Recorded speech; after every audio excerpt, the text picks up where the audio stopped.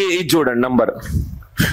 దీనికి నేను రూట్ వేసి కారణాంకాలు వేసే లోపల తెల్లారుతుంది. సో కొన్ని చిన్న నంబర్లకు ఇది పర్ఫెక్ట్ గా ఉపయోగపడుతుంది, కొన్ని చిన్న నంబర్లకు ఇది పర్ఫెక్ట్ గా ఉపయోగపడుతుంది, రైట్. అందుకే మల్టిపుల్ రూల్స్ ఉన్నాయి.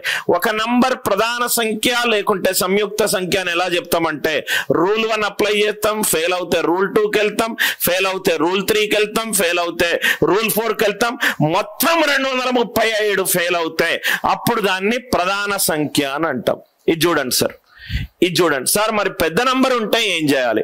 ఫస్ట్ పరిశీలించండి నంబర్ని. క్వశ్చన్ మళ్ళీ చదవండి.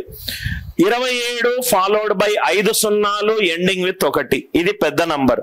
ఇది ప్రధాన సంఖ్య లేకుంటే సంయుక్త సంఖ్య. సో దీన్ని నేను కొంచెం ఫ్యాక్టరైజ్ చేస్తే 27 into 10 power 6 plus 1.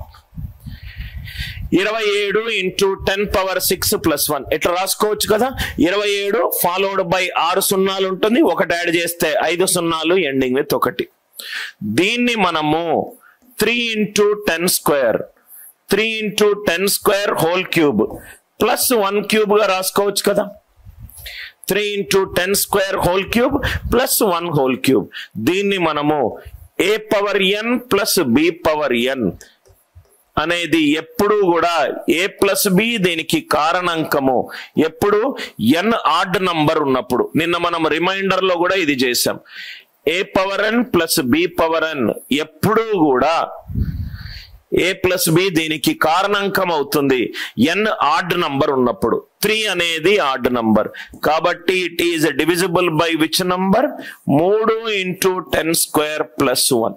3 into 10 square plus 1 301. అంటే ఈ నంబర్ కి కొన్ని కారణాంకాలు ఏంటి? 7 and 43.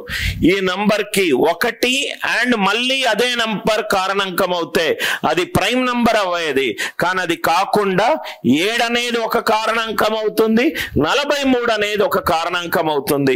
కాబట్టి ఆన్సర్ ఎంత? ఇది ఒక సంయుక్త నంబర్.